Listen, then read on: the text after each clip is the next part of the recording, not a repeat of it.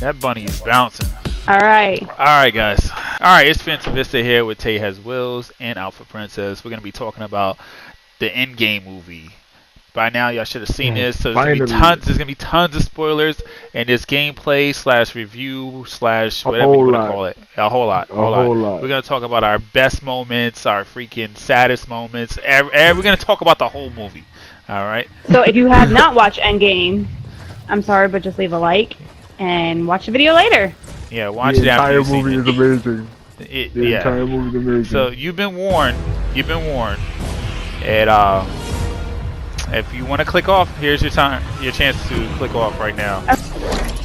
Alright, so right off the bat, man, Hawkeye and his daughter. Oh my god. It wasn't, it hit me right in the feels. He's showing his daughter how to do the bow. Oh my gosh.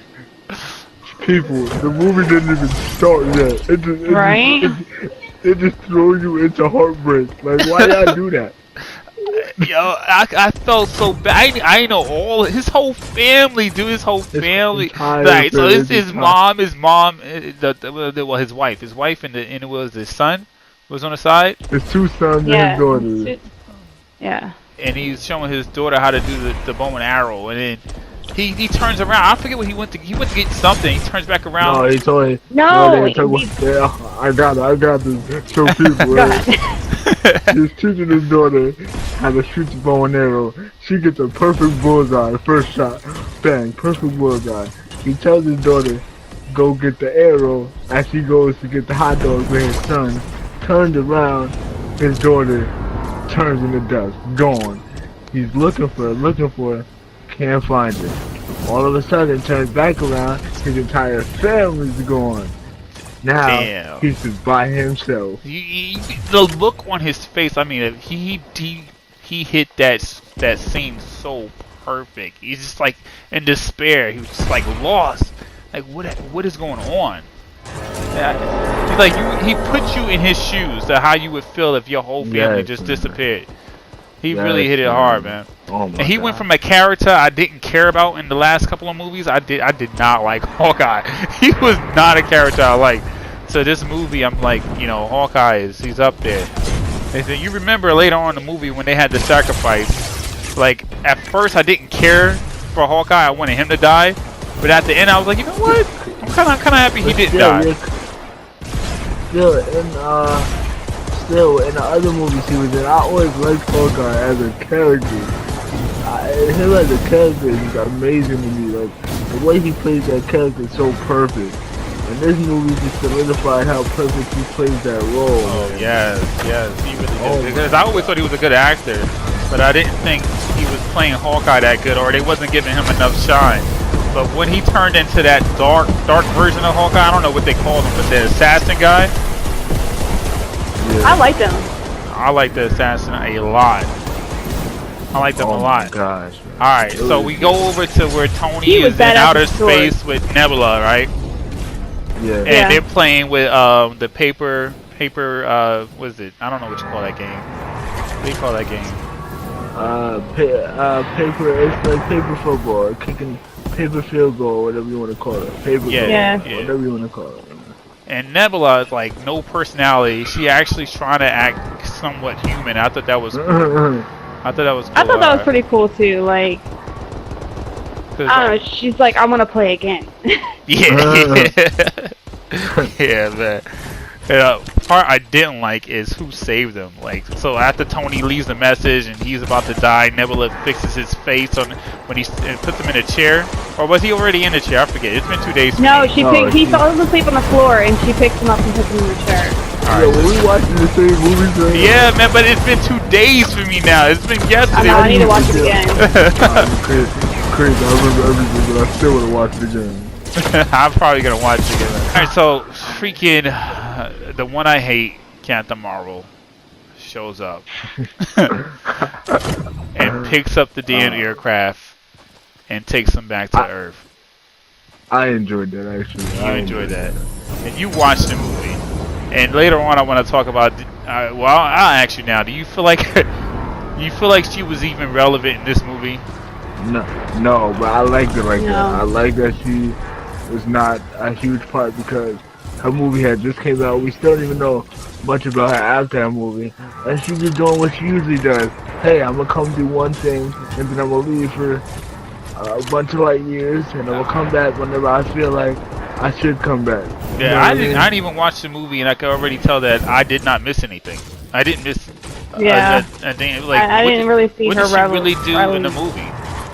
She held a weakened Thanos down. Like, all right, so later on, after they come back to Earth, hold on. The first round, Thanos was already all right. So they come back to Earth, right?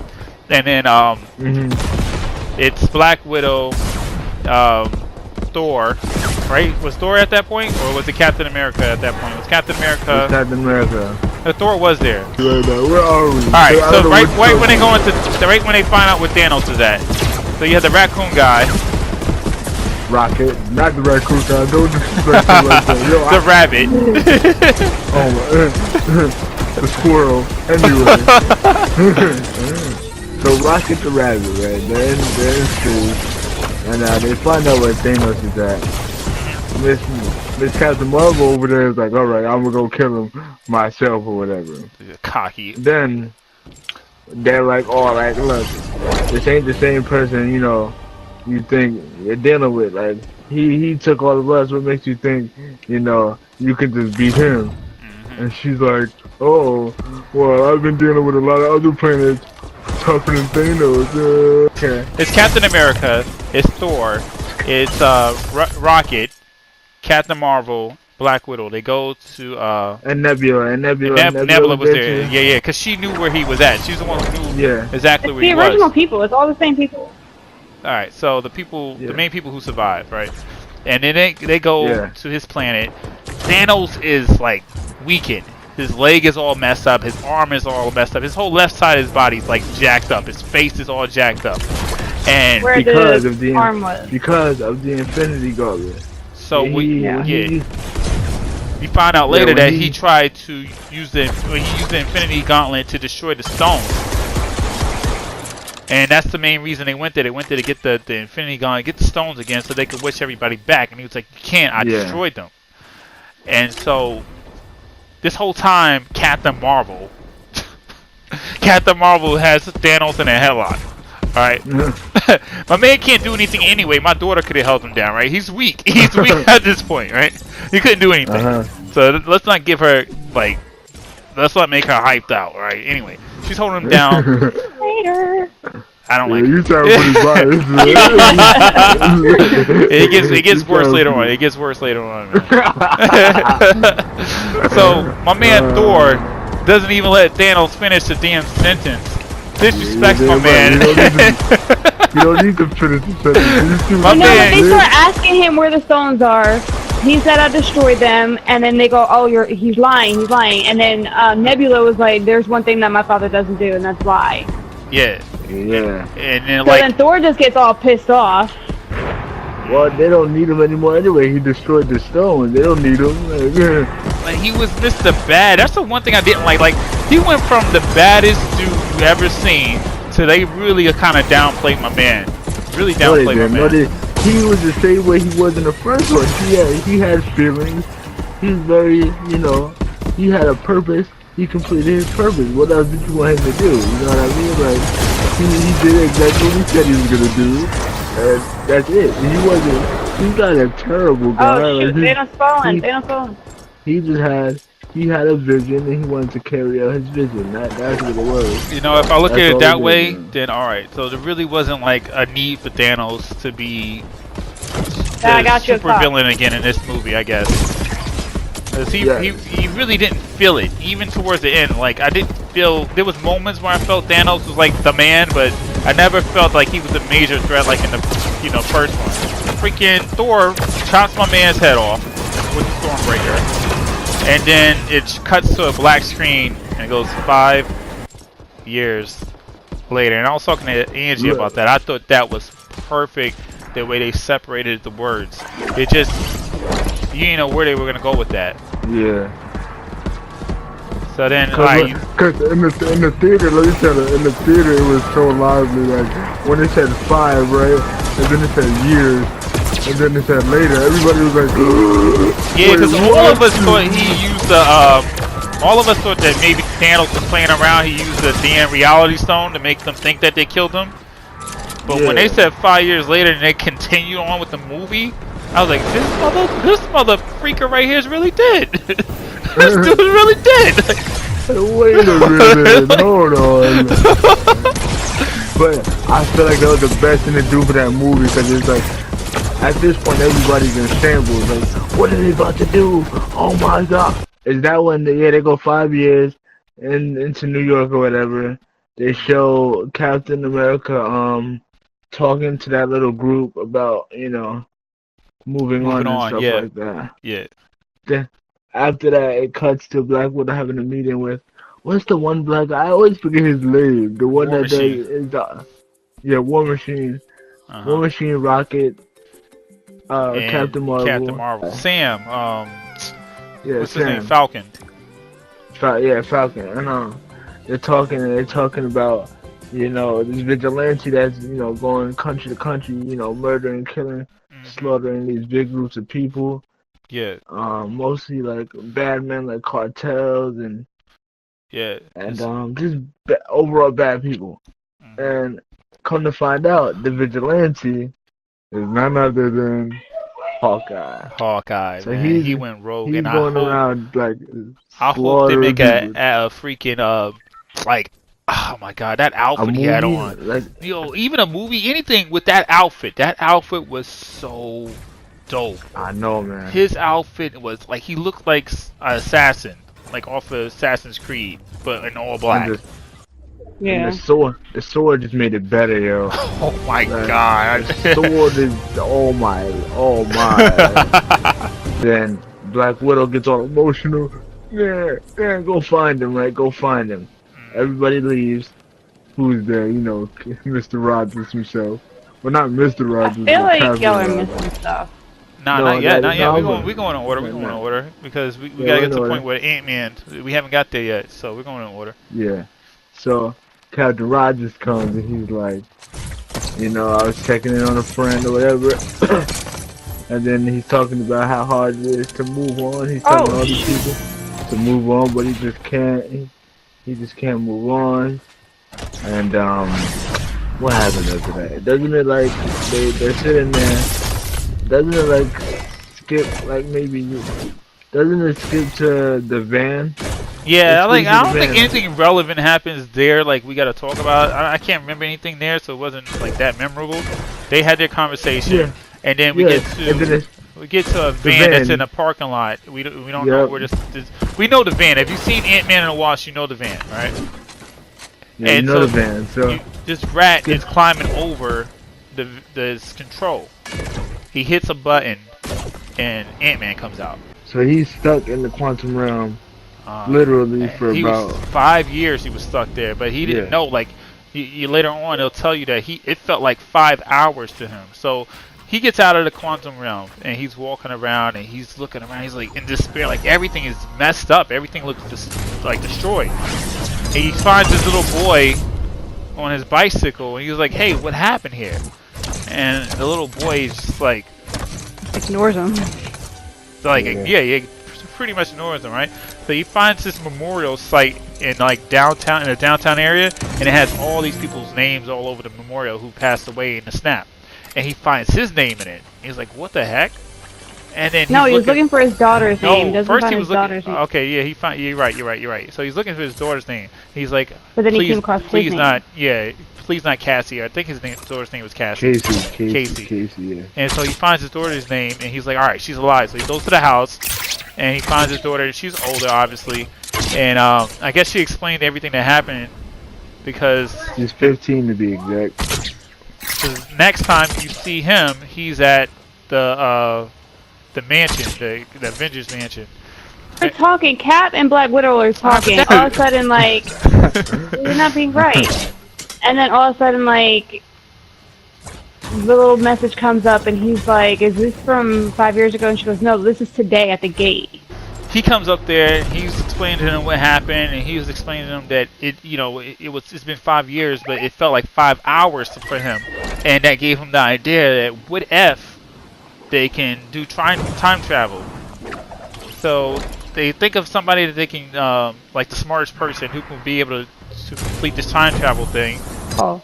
Tony Stark, right? So they find Tony.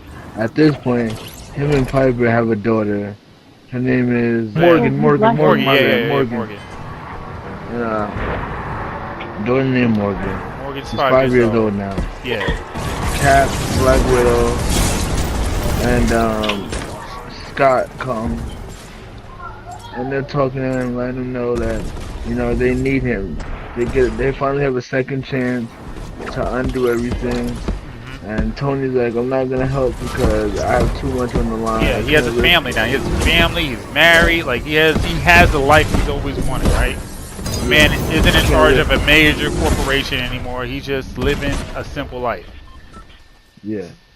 And so that goes out the window. So option number 2, who's the second smartest person they can go to? It's Bruce Banner himself. Yep, the man. And I love this part, man. Go ahead, keep going. I like the way you tell the story. And the guy himself, Bruce Banner, right? Now at this point, people, you're gonna be a little shocked. When they go to Bruce Banner, he's already Hulk. And I know you're wondering, how is he already Hulk? Well, if you read the comic books, you know who he is, who that version of the Hulk is. And you know who he is, right? That is Professional Hulk. Yes. He explained it. He decided, instead of treating the Hulk as some type of, what did he call it? Some type of disease, I think he called it, or some type of burden, or he said something like that. He decided to combine the two, brains and brawn. So, now he's all this philosophical Hulk. He's all funny now. He's super hilarious. Oh my god! Like, look, the Hulk doesn't play a major role until like one part in the movie. One part in the movie where he we'll get to that, but he doesn't really play a major part in the movie. They don't show off his strength that much. He's just there for like comedy. He's there for pure comedy. There's a part where these little kids come up and they want an autograph from the Hulk, right? Oh my god! They get a picture and whatnot with the Hulk, and then Ant-Man's like, "Oh, I'm Ant-Man. Don't you want a picture with me?" And the kids are like, no. And the Hulk said, "Come on, go ahead. You want a picture with that guy? Come on." And the Hulk tries to convince the kids to get the picture. He's like, "I don't want the picture anymore." He's like, "Come on, just take the picture." He's like, "I don't want the damn picture anymore." The Hulk, Professor Hulk, goes and tries to build this time machine, right? And they build it, but oh shoot, the respawn was off. All right, I'm backing out. They built this time machine, but it's not working right, and they use Ant-Man to be the guinea pig. Ant-Man steps into the machine, and when he comes out, I think the first time he's like, what is he, older or younger? He's younger. He's like a little. He's like a teenager. Preteen, yeah. So they go back in. He comes out and he's super old. He's super old. He's like, my back. So he goes back in. He comes out and he's a freaking infant. He's like a little baby, right? And so they go back in. I think they get it right this last time, and then Captain America steps outside, and this car comes speeding down. First off, no. Penny and Tony Stark have a conversation, and Tony had figured out how to make this time machine. And so he's talking to Penny, and he's saying that he figured it out, but he doesn't want to help. And she's like, you want to help, because it's like eating at him. Tony's the type of person who can't let things go. He figured it out. He wants to, and he has a good heart. Deep down, I know the first Iron Man, he was like real selfish, all about himself, all about making money. But he's changed throughout all these movies, and now he's a more, how do you say that, humanitarian, I guess? He's he's more into like helping other people besides himself. And, Penny made that placard for him out of his first chess piece that said this is proof that Tony Stark does have a heart, you know. Just to play on that he became a different person, and that plays on later in the movie. So it bothers him, and he decides he's gonna go out to the mansion. He's gonna help these guys build this time machine. So he gets there, and him and Cap have a little conversation, and they build the time machine, right? And they come up with this plan. Well, first off, they need more members. So they gotta go find my boy Hawkeye, right? So it cuts over to Hawkeye. My man is slaughtering this in gang. Tokyo. He's in Tokyo. You know, and it's like it feels like a whole different movie at this point. It feels like you're watching like a straight kung fu movie. Like it just the cinematics feel different, and like just the feel of it. The rain just made it even better too. In the middle of the rain, talking about, why are you doing this? The guy is like, why are you doing this? Killing all my people. And he's like, it's not why it's not who I am, it's why I'm doing this or something like that. And he's like, who are you? He's like, don't worry about who I am, just worry about why I'm here.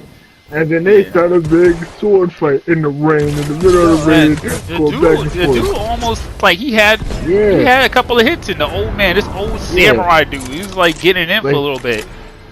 And he's like, king, they're fighting. You can hear the swords tassling or whatever. And then Hawkeye catches him, slicing the leg. So the guy's like, oh, okay, I see you got skills. Then he catches Hawkeye. Oh, in the rib. He catches him in the rib.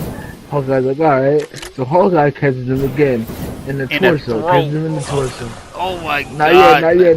He didn't hit him. Oh, yeah, he cut his. Yeah, you're right. He did cut his torso. Got him in the, he only cut him 3 times? Holy. Yeah, he did. Yeah, he did. I forgot he got him 3 times. In the torso. Then the guy's a little weak. He's stumbling, so he just goes in for the kill. He's like, whatever. A risk it all attack or whatever. So Hawkeye dodges that, slices that man in the throat, and you see the blood. Yeah, he holding his neck. Oh man, you kind of feel bad for the man. And he's like, wait, I'll give you what you want. I'll give you anything. Give you whatever you want. You name it. And he's like, you can't give me what I have already lost. And then stabs the man in the chest. Yeah. Oh, man. it was beautiful. So the rain is coming down super hard. He takes off this dope mask. I mean, you guys gotta. Oh my god, I want to be there for Halloween. He takes off the mask, and you see his Hawkeye, right? And then he's standing with the sword out. Wait. The way they did it, though, he takes off the mask, takes off the cover of his face, and then it just goes into his fist. And he says, clenches his fist and goes, you shouldn't have come here. Yeah. You shouldn't be here. You shouldn't be here. And then it goes to Black Widow. She's standing there looking at him from the back, and she's like, the only one that shouldn't be here is you. And then she walks up close to him, and he turns. And when he turns slow, and you can see the darkness in this man's face. He can get them back, right? Yeah. And he goes, don't give me hope. Yeah.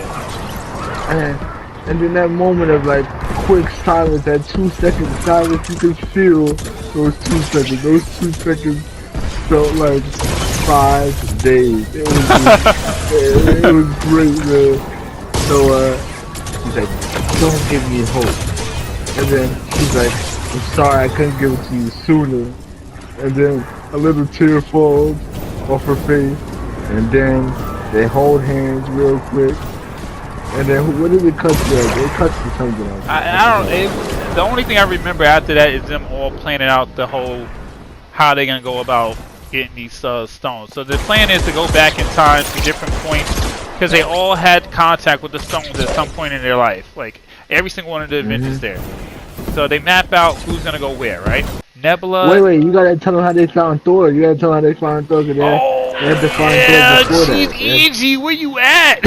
Angie, you let me go all over the place. That's because y'all are just going all over the place, and it's confusing the heck out of me. Alright, get to the Thor part. Get to the Thor part. Get to the Thor part. So that's what it cuts to. You're right. That's what it cuts to. It was a scene where they were talking, and they were like, "We had to find Thor," and then it's Rocket and it's Hulk, and they're like, "Oh." Hulk is like, I'll go, I'll talk to him. And So they go to New Asgard. Now it's a little town, little village town. You know, they got the Valkyries there. You know, the regular people, whatever. And she's like, you know, Thor, he's not gonna want to see you. He only comes around when he needs, you know, refreshment. And then it cuts to like these huge things of beer, huge things of like whiskey, beer, all types of alcoholic beverages, right? Then now when you're thinking of this, you're not thinking of it, you know, nothing crazy. You're just thinking, oh, Thor's an alcoholic, right? So they go into his little broken down, you know, dirty house or whatever. Hulk is standing in front of the camera. Thor closes the door and it cuts to Thor, and he has this huge, humongous beer belly, long beard, you know, dirty. Dirty, you look like a frat house. Oh my god. These real huge fat arms, like his arms are muscular and fat at the same time. It doesn't make no sense. But yeah, you know what's crazy about that scene? You ever look at and you can smell it, like you know he smells bad. Yeah. Like it's like I smelled it, like I knew he had to smell bad, and oh, you can just smell. And he had a big old beer gut. And they had his friend from Ragnarok. Yeah, from Ragnarok. I got the Infinity Gauntlet. What the heck? Oh, you got the Infinity Gauntlet? You Thanos? By accident. Yeah, but I got it by accident. Yeah, anyway. man, I wish I could switch to your screen right now. They're talking to him, and so his friend from Ragnarok. I forgot his name though. His friend from Ragnarok. They're all talking or whatever, and he's like, Thor, it's that kid again. He called me a dickhead, and it cuts to the TV.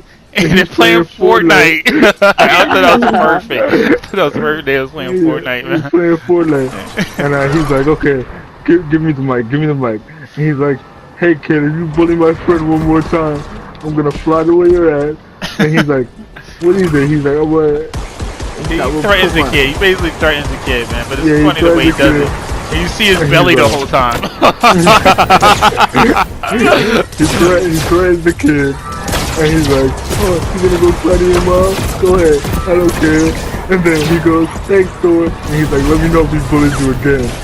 And he's like, will do. And then it goes back to Hulk and them talking. And he's like, you know, I understand you're going through it.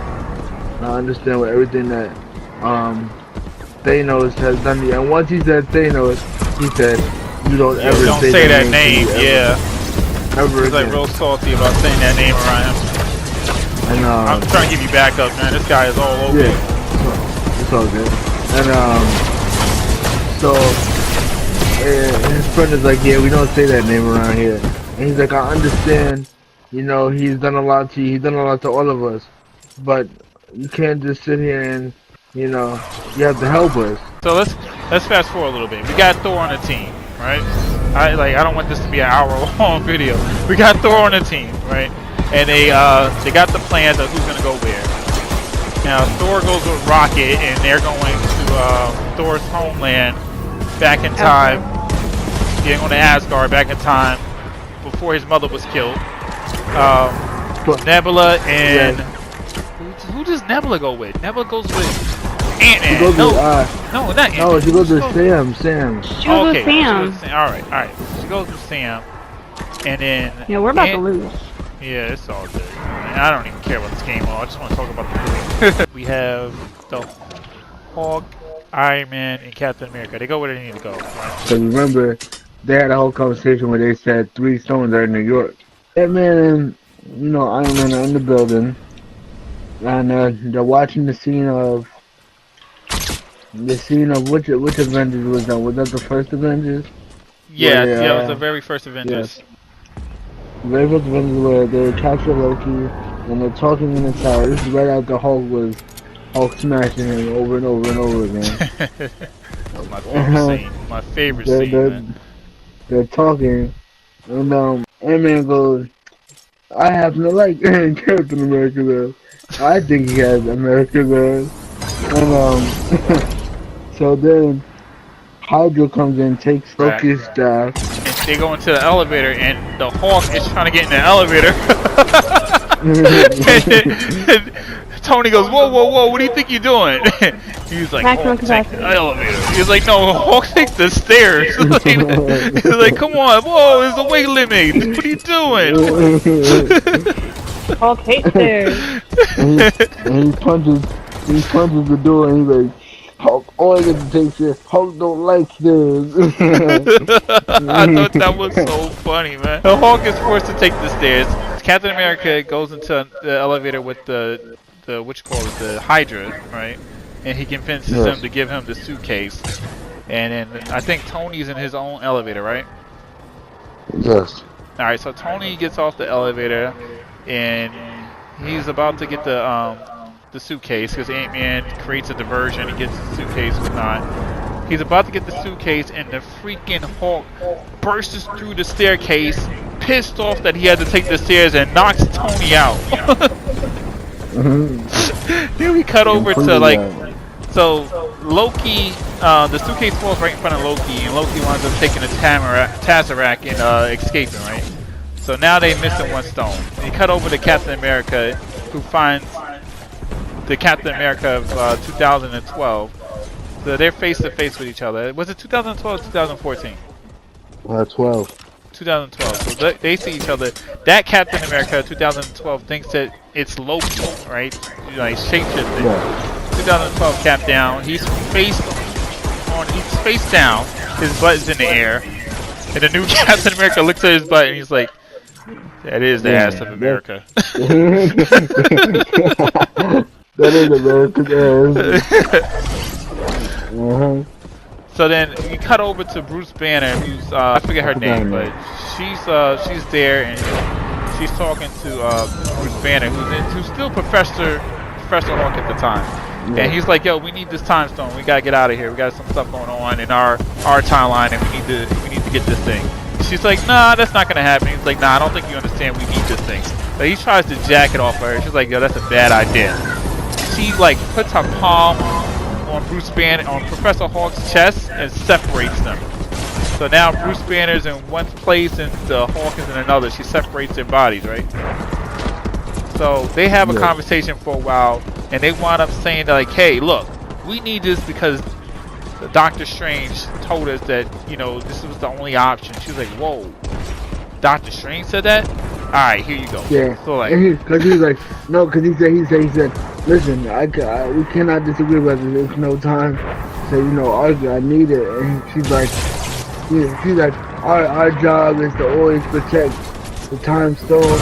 And he's like, "So why did Doctor Strange give it away? Why did he give it to Thanos?" And she's like, "Willingly?" Like, question mark. And he's like, "Yes, willingly. I don't know why, but he did it." Because remember, in Infinity War, it was Doctor Strange, Iron Man, and Spider-Man fighting, and I think the Guardians were there too, fighting Thanos. Hulk wasn't there, remember? Because Hulk, you know, he was all, "I'm not fighting him." yeah, so he wasn't there. He wasn't there. So he didn't know why exactly. So he just told her, like, he gave it away willingly. I don't know why, but he did. And she's like, "Well, if he did, you know, there's a good reason why he did it." And she finally gave him the time stone. All right, so then I think we cut to the Black Widow and what's his name, Hawkeye. So Nebula fails to mention that when they go to get the Soul Stone, that there's a sacrifice. So they get to the place and the guy, you know, explains the whole thing. You have to give up something that you love or something like that, something you really care about. And they're all confused, like, wait, a sacrifice, like, what the heck, like, and then she's like, wait, so one of us has to go. And then at first, initially, they both agreed on Hawkeye, because, you know, he was explaining, like, "Oh, you know, this and that, saying, like, I've done a lot of bad things. Yeah. You know, this is, you know, this is what's supposed to happen. I guess this is, you know, my fate. And she's like, no, I'll give my life for this mission. I will do anything to help us succeed. It has to be me. And then they agree on that. Well, he says, okay. And then as he's walking, they get into like a little scuffle where he like kind of suplexes on the ground, and now they're fighting to decide who's. Yeah, they're fighting to see who's gonna, you know, sacrifice themselves. This is a pretty, you know, heartfelt scene. It's a very emotional scene because they're both fighting. They mess with the audience at this point because it's like back and forth. Who's gonna fall off this cliff? And then she zaps him, so she's running right. She's running. He gets up, shoots her with a bow. She falls, and he's running off the cliff. He's like, "Tell my family I love them."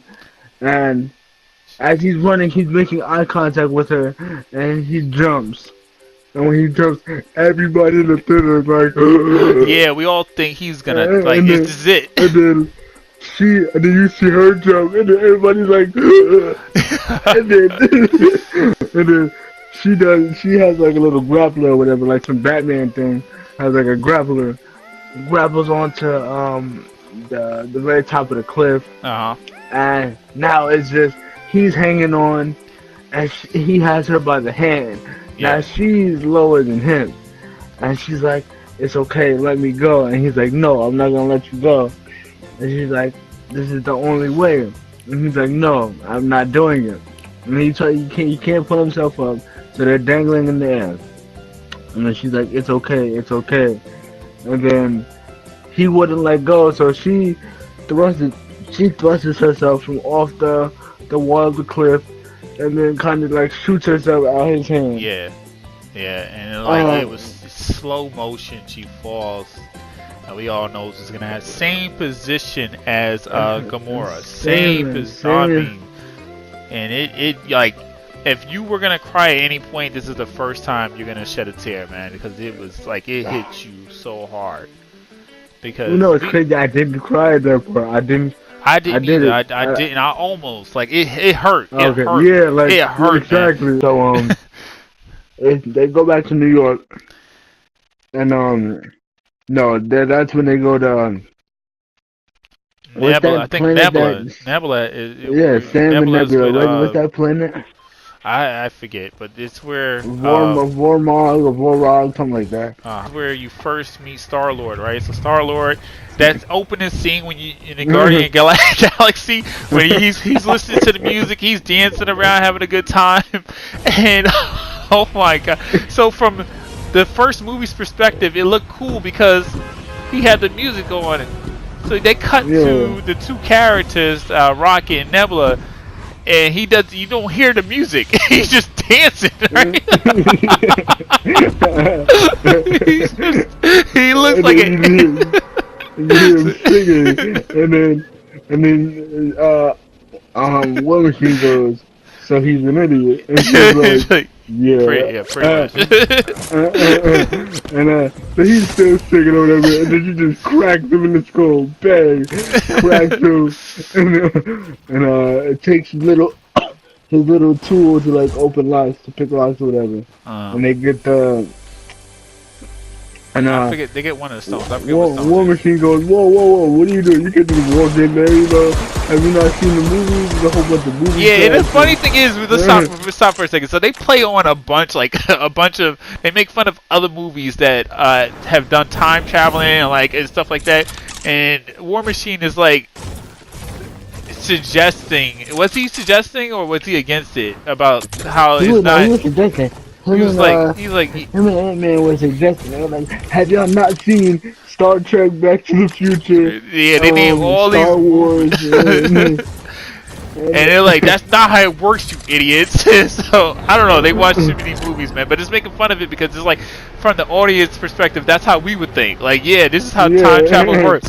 Yeah, this is how booby traps work when you go into, so we cut forward, like, when she's about to get the stone. Like, yeah, don't you watch movies? Don't you know, like Indiana Jones, like, whenever he's about to get something, it's all these traps and stuff like that. That's what we think is going to happen.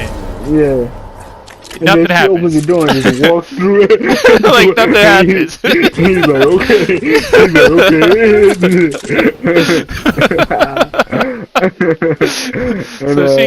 So she uses a robotic arm. It tears her arm apart, right, to get through this force field where the stone is at. Tears her arm up. And then she has a little emotional moment. She looks at her hand, looks at him.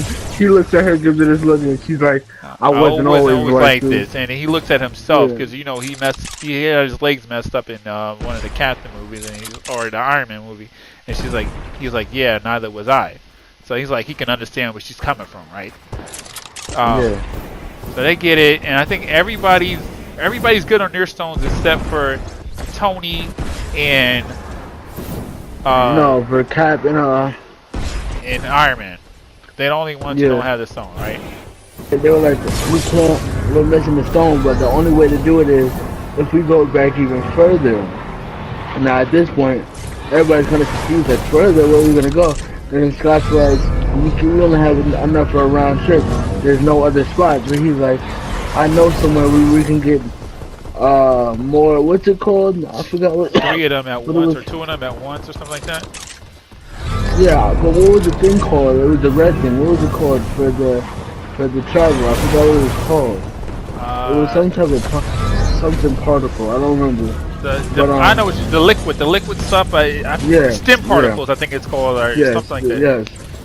And he's like, I know we can get the stone and the stem particles. More stem particles. And so he's like, oh, you want to go all the way back? And they go back to 1970. Now this is a throwback for all the fans.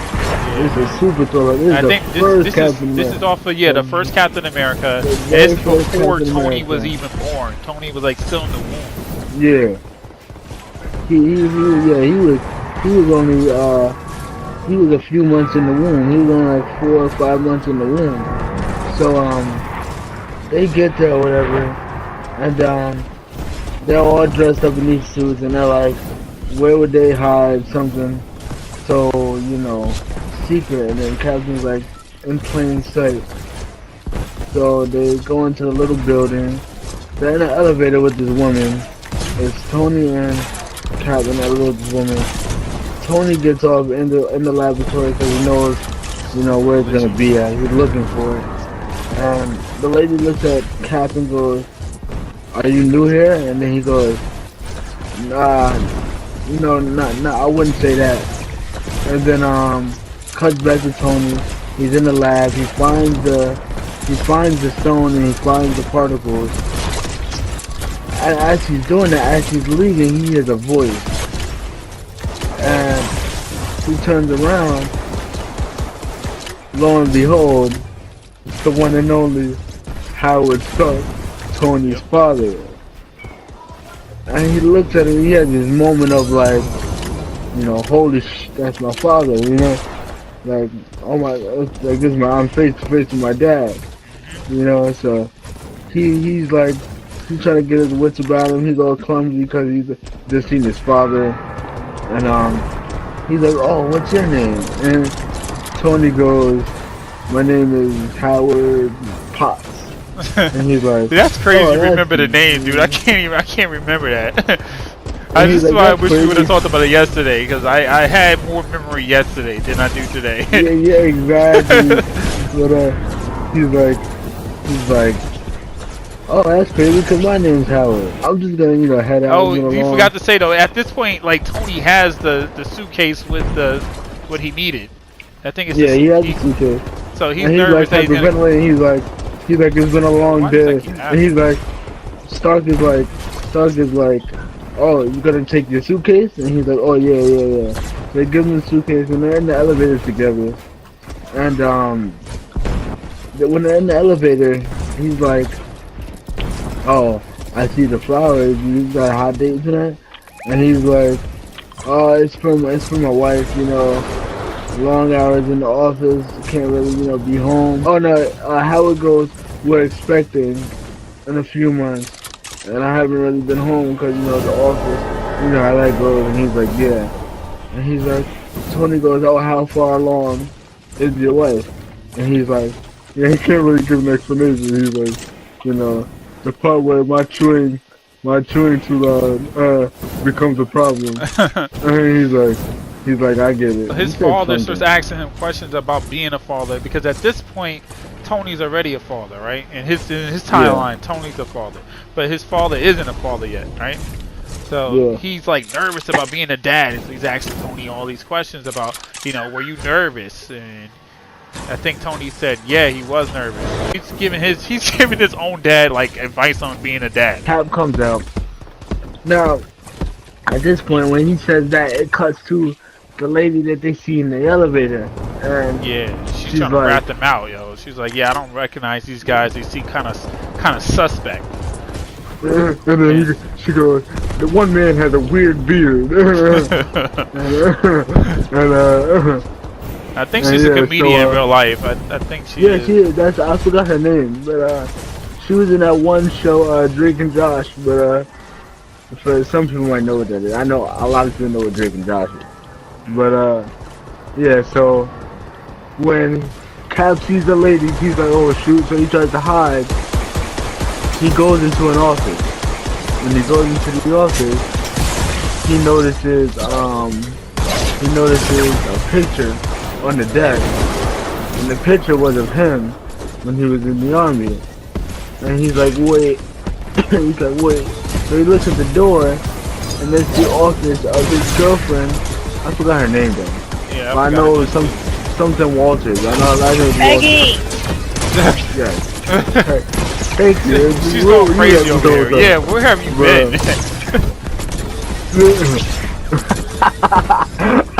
He's like, that was the only girl he ever loved, you know?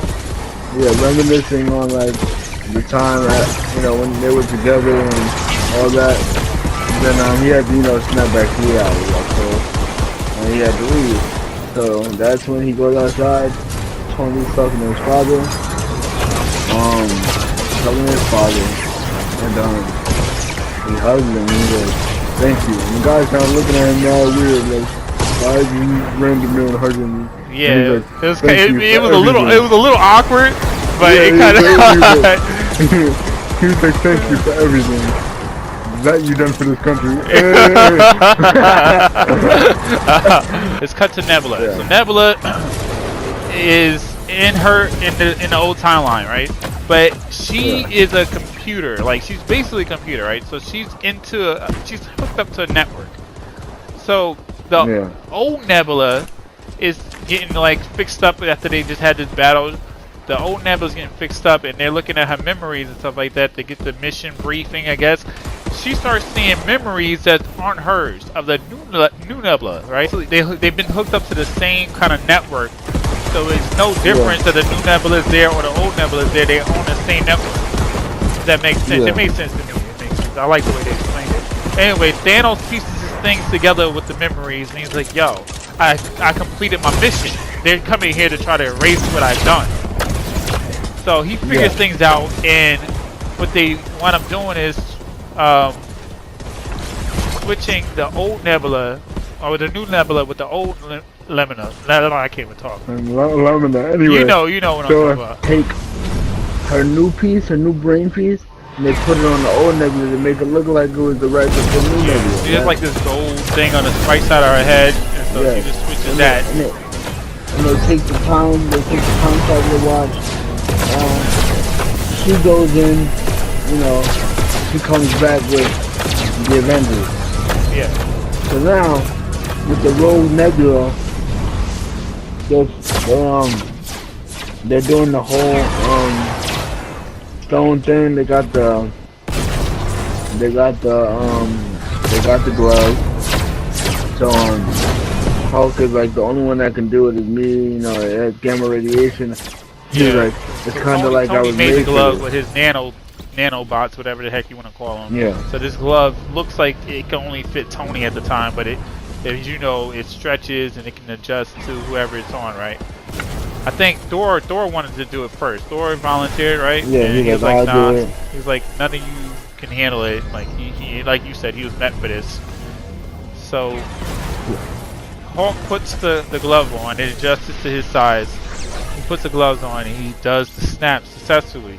Everything comes back. You start hearing the birds in the sky. The old Nebula, The machine, the time traveling machine. The time machine. I don't know why I said all that, but the time machine. Turns on the time machine. These blue lasers, the beams come down and just blast through everything, man. They blow blast through the whole mansion. Tower. The whole tower comes down. Thanos walk out with his sword and his helmet on. This is like the most baddest moment. So Thanos just like sits on this rock, but they cut to the Avengers and basically the Hulk is holding up the entire structure with one arm because it's the other arm that he used to snap. Like it's messed up. It's jacked up, man. It looks gross. It's done. It was Thor, Cap, and Iron Man. They walk out. Thanos is sitting there. Like, what is he doing? It's like he's just been sitting there. And oh, dude, how did you feel when that happened? Yo, because when I seen Thor, so I thought Thor was gonna go crazy, like attack him, but he waited. Shoot, we skipped the whole part with Thor. And the most important thing with Thor was he met his mom. He got both. He grabbed what is the name of that? The hammer. He grabbed the hammer before he left that part of the timeline. So he has two hammers. He has a Stormbreaker and he has I forget what it's called. It starts with an M. He has both the hammers with him, right? That's all we need to know about that part. It was basically like other reviewers said it was kind of like just a filler. He's like, he calls his hammer, but the way it happens, it was just so like beautiful. He's charging up, his eyes glow. You see the thunder and you see the lightning come. You see the thunder come down, and his beard just changes and twists up, and the axe flies in one hand. At first I thought he lost weight. Me and Angie thought he lost weight at first. Nah, he was still fat. Yeah, the suit is one size fits all. Thanos basically said that this time, instead of erasing half the universe, he was going to erase everything and then just bring back a brand new universe so they don't have the memories of the past. Because he learned from them. He learned from them that no matter what, they're always going to resist. Basically, you know it was game one. And this Thanos, his fighting was, I thought, a little bit better than the other Thanos. He was handling. Handling. He said it was business before, so he wasn't, Yeah, he wasn't going in. He was showing pity on a lot of them. Like with Vision, he only destroyed Vision to get the stones, and he kind of showed mercy on Scarlet Witch. He could have destroyed her, but he didn't. And he was toying with them basically. But this time he went in. They were really trying to get at Thanos, and they just couldn't do it. Iron Man and freaking Thor. Thor drops his hammer at one point. Oh my God! You want to say this part, or you want me to? I got you. You got it. He drops the hammer, right? They charge at him. All three of them just charge at him. And he's handling them one at a time, just blocking, punch. What is it say? He's getting destroyed, and he tries to pick up his axe. He can't because he's getting beat up, but he still has it in his hand. So he's sitting there kind of unconscious, and it cuts to the hammer, and you just see the hammer raising slowly, and it flies super fast past Thanos, and it flies past Thor, and everybody's like, "Oh wait, what?" It flew past. Where is it going? And then you just see Cap with the shield, and then you just see the hammer flying, and he catches it, and the stance that he had when he caught it was it's game time. My entire audience, everybody was like, "Oh my God! Oh my God!" In the comments, that he has held the hammer before. He has held it, so it was not out of I like that it wasn't out of the they didn't step away from what happened. I love that they put that comic element into it. I love that. I love that. Man, they stayed true to it. It wasn't what the hell is this? It was nah, that happened. That happened. And so Thor's words was so awesome, because if you guys go back to one of the other Avengers, like Captain America tried he tried to pick it up before, and he was the only one who was able to budge it. So you fast forward to now, and he's holding it, and it cuts over the door, and the door goes, I knew he could do it, and we were all like, yeah! That was worth the movie ticket right there, man. Your boy Cap. Your boy Cap, it was like that was made for him. Starts putting the beats on Thanos. But you know, it's Thanos, man. So Thanos, like, even when the Hulk first fought Thanos, he caught him off guard. Thanos had to adjust, right? He had to, like, figure out the patterns, and he had to adjust. So afterwards, you know, he had his moment. Cap had his moment. He was going in on that butt. But, you know, Thanos adjusted, and he took the upper hand again. And no, Scarlet Witch steps up to the plate, and she has Thanos like in her powers. Scarlet Witch is a beast, and they downplayed her powers. They downplayed her powers in the movies. They downplayed her, and I guess they wanted to bring out the version of her after she's gone through a loss. He was about to die. She had him up in her powers, and she was like crushing him from the inside out. And he's like, call the whatever, like bring down hell, call the machines. So he rains down hell from the machines, and it's like they got the upper hand again, right? What happened was everybody's they were pretty much defeated. Thanos was kicking ass. He kicked Captain America's ass.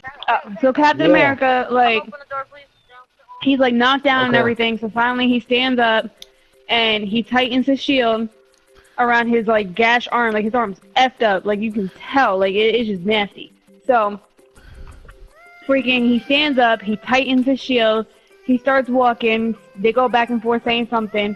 And then all of a sudden you hear Sam on his earpiece saying, "Hey Cap, on your left." And if you have any remembrance of the other Captain America Civil War, anytime he was running past Sam, he would say, on your left, on your left, on your left. That's true. So that's where that reference came from. So he said, on your left, and then that's when you see all the portals opening. And then my man, Black Panther, and all his peeps come out first. Yep. And then that's how, and then all of a sudden you see all the portals opening and everybody coming out. All right, so now we're caught up with how everybody came back. And Captain Marvel comes down. She's standing like next to somebody. And then Captain Marvel comes. She's standing. Who was she talking to at first? She was talking to somebody, and they were like, "Oh, you're gonna go after Thanos by yourself?" And then you see all these women in the background. They're like, "She's not alone." And it's like, "Girl no, power." because they're going back and forth with the Infinity Gauntlet. They're going back and forth with it, like they're trying to get it to the van because they have to figure out, okay, we gotta bring this back in time. So Thanos can't get it. So they're going back and forth. She had it, but Thanos did something, and because the van kind of like exploded or whatever. I don't know. She comes bouncing back. The gauntlet falls. Spider-Man picks it up. He's going. Then he's like, I got it. And then he's like, wait, I don't got it, because everybody's trying to attack him. So he's like, here, pass it here. Black Panther picks it up. He starts going, and then I think he dropped it. Where's Tay at? I don't know. I think Tay went somewhere real quick. So then I think that's when Thanos got it. Thanos got the glove, and he puts it on, and he's about to do the snap, and then she comes out of nowhere. Captain Marvel comes out of nowhere, and she's like beating the brakes off of him, and she's about to like destroy my man Thanos. He takes the Power Stone out of the glove and knocks her. This is the last time you see her too. He knocks her clear out of the freaking, like, just across the battlefield. She's out of the scene for like, you don't see her. I think the rest of that the fight scene, I don't believe. What happens after that? So Thanos has the glove and he's about to do it. Then Iron Man steps up and he's fighting Thanos, and he does this move on Thanos where he takes all the stones off of the glove, because it was his glove, it's his nano suit, so he takes it all off without Thanos even realizing it. Iron Man does the snap. Thanos' army fades away, and then Thanos is the last one. I don't think Thanos says anything at the very end. No, he doesn't. He just sits there. You see in his face like he accepts his defeat. Yes. Yeah, you explain, The conversation him and Doctor Strange had. Is this the one? Is this the one out of a billion? No, I didn't. I did not. All right, so. Alright, people, I'm done. I'm done. Look, let me. I know he explained everybody coming back. Let me just explain. All right, what's up, everyone? Part 2 continues in the next video.